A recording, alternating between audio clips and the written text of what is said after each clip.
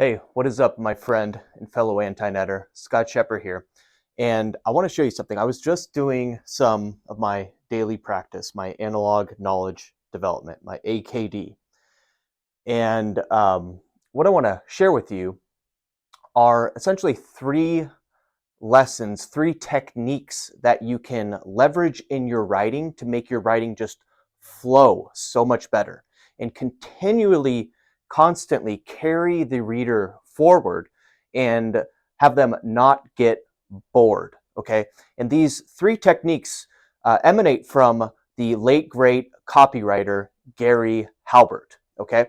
And I'm going to share these techniques with you. I have some phrases for these techniques that I've spotted in his own copywriting.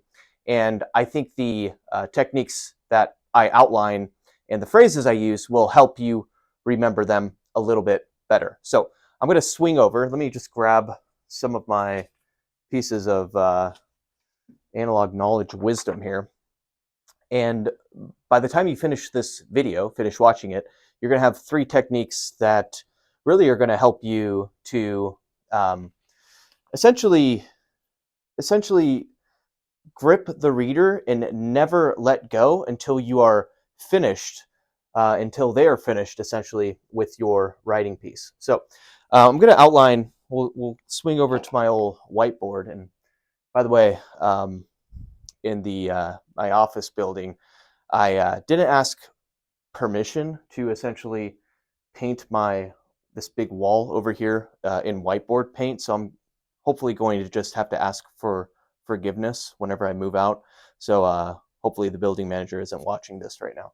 Anyway, here are the three techniques. Okay, um, and dude, I swear to God, these Expo dry erase markers, if you want to comment below and give me a better suggestion, like I literally just purchased these. They're like fresh out of the box and they still kind of suck. So we're going to do our best. I think blue seems to be a little bit more legible. So we're going to try blue for now. The three techniques are this, okay? It's all about transitioning your reader while you are writing. And whenever you're introducing a point, when you want to swing over to the next point, you want to transition elegantly and like quickly and swiftly and have the prose, your writing, continue to like grab the reader and grip them and get them excited. And the key in doing that are what we call transitions. Okay. So transitions. Okay. I'm going to write this down. Transitions. See what I mean? Look at this frickin'. This is right out of the frickin' box. Transitions. And I'm going to also use these piss poor expo markers as an excuse for the reason why I almost just misspelled the word transition. All right, the first transition type is something called the hop skip transition. Okay, the hop skip transition. And here is an example. I'm going to we'll put in red the example of each. Okay, the hop skip transition is in the following format. First, there's a hop, and then comma, okay, comma, skip, another little word, okay, and then the actual transition. Okay, this is the template. I did those little squiggly brackets, which if you're a computer programmer, you understand what that means. These are just templates. Hop, skip, transition. So here's an example of a hop, skip transition. I'm going to pull up, I just wrote some of these down, and I'm going to share this with you. And these I wrote on a note card that I'm going to be installing in of course, my anti-net Zettelkasten. So here's a few good hop skip transitions. Okay, we'll do these in black. Okay, so here's the first one.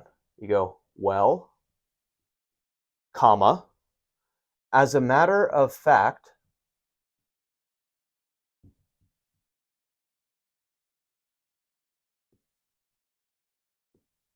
and then comma, I first and then dot, dot, dot. Okay? So here's what we have in the structure. Notice the commas, okay? And notice the commas here. Well, that's the hop. As a matter of fact, that's the skip. And then I first, dot, dot, dot, transition. This is what is called a hop skip transition. Layer these into your writing and it'll flow way, way, way better, okay? And here's another one. Let's give you another example. Here's another hop skip transition. Okay, it's now, comma, naturally, comma, we don't want to,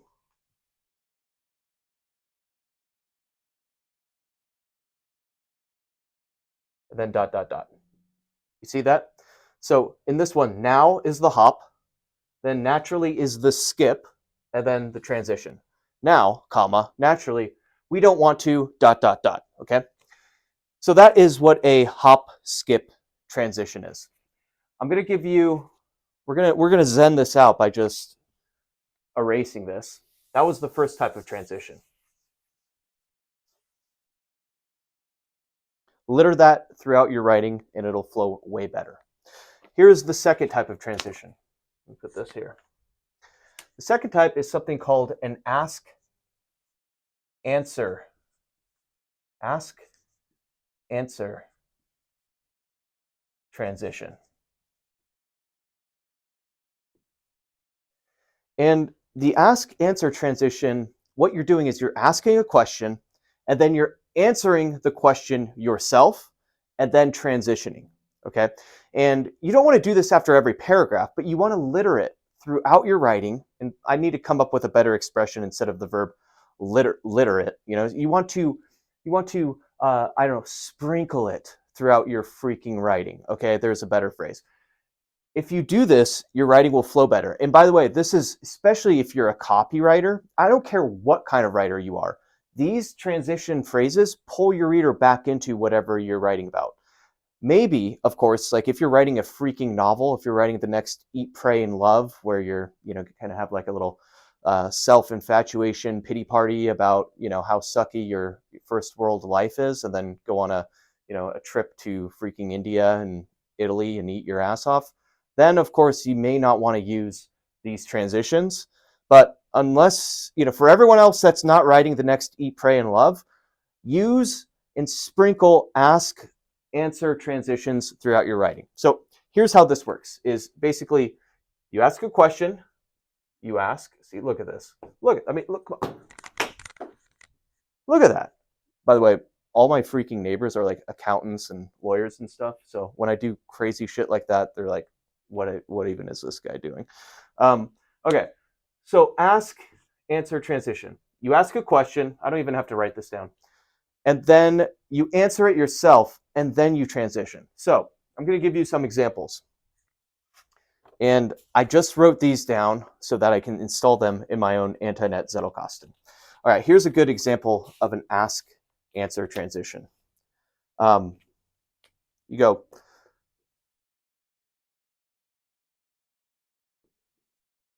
do you get what I'm saying? Question mark. And then you do? You do? Just period. Don't even ask that as a question. You do? Good. Comma. Like, don't even do another period, comma. Then let's go on.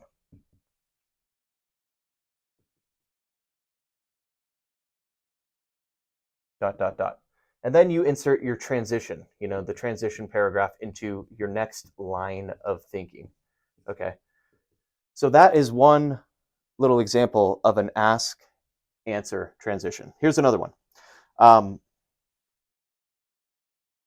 Which one is this? Okay, yeah, cool. Here's a good one.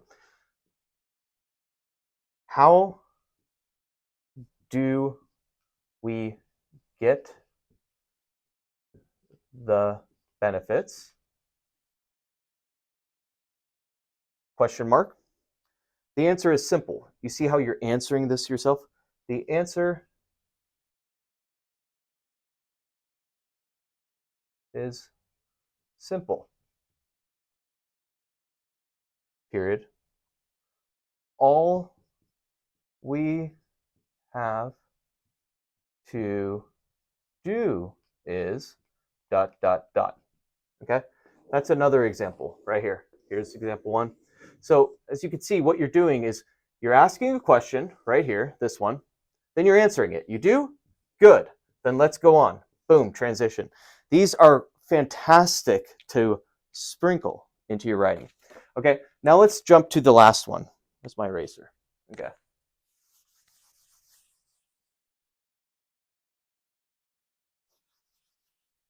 Okay. So the last transition is something I call, I don't need this. Put my cards down. The last transition is something I call a punch transition.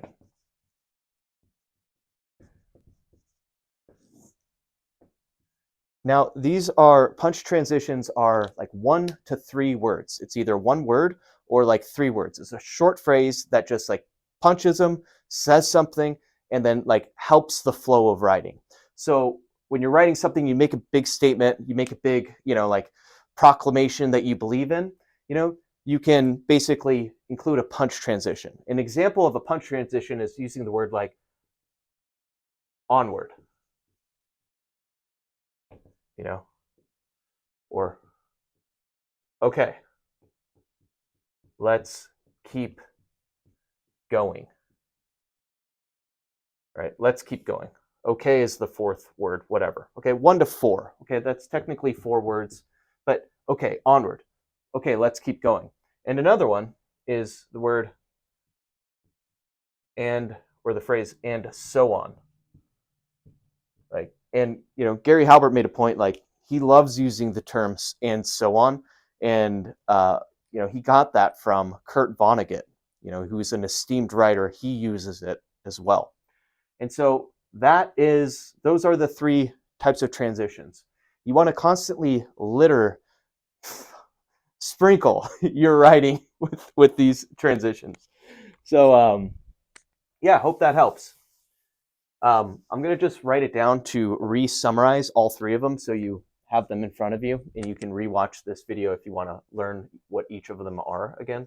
Okay, this freaking black one, this whatever, this black freaking marker is going to be the end of my freaking soul. I swear to God. I mean, literally, I just opened, I should show you, it's in the freaking garbage can over there. I just opened the package.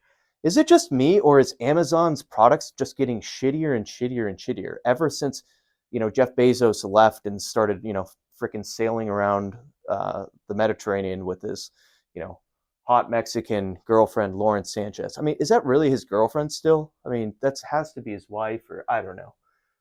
Once you're a billionaire, I guess you can just have a girlfriend forever. That seems kind of lame. As you can tell, I have ADHD. Okay, so the first transition is the hop skip transition.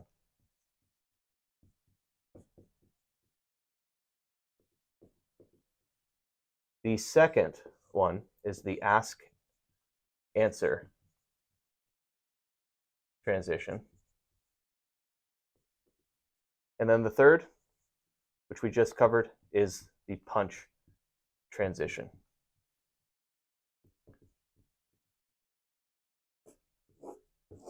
So if I were you, what I would do is, I would do this, is I would take out an individual note card for each of these 3 transitions, and I would write them out, write some examples out by hand.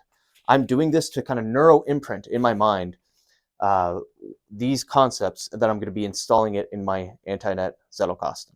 So anyway, I hope this, I'll show you, actually, let me show you where I'm going to put it. So in my Antinet Zettelkasten, I'm going to go to my section on prose here in P. So we'll find prose. Okay. Let's see if you can see this. All right. You see prose?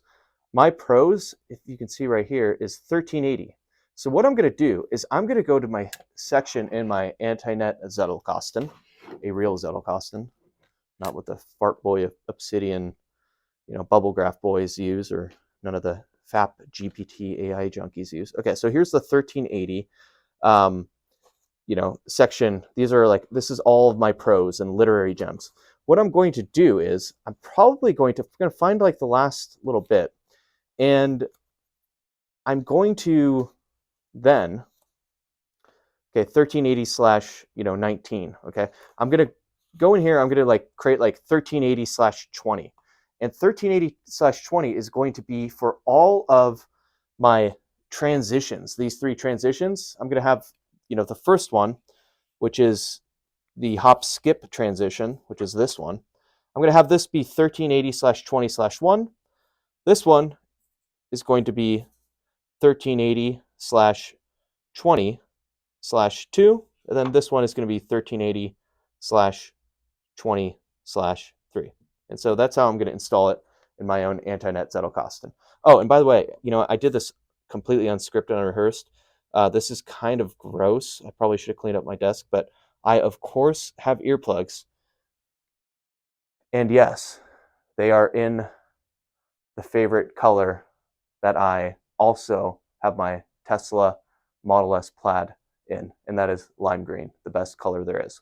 Anyway, my next little phase here in transition is I'm going to be teaching you, showing you how to write your way to freedom, giving you the right to freedom so that you can make 6 figures writing one thing a month and making a really hell of a living, and then spend your days neuro imprinting stuff and making random videos and throwing markers across the room. I don't even know where's that freaking.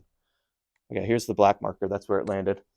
And yeah, hopefully you haven't gotten sick at this point, motion sickness, but also hopefully this little video lesson helped you. Always remember, my friend, to stay crispy. Peace.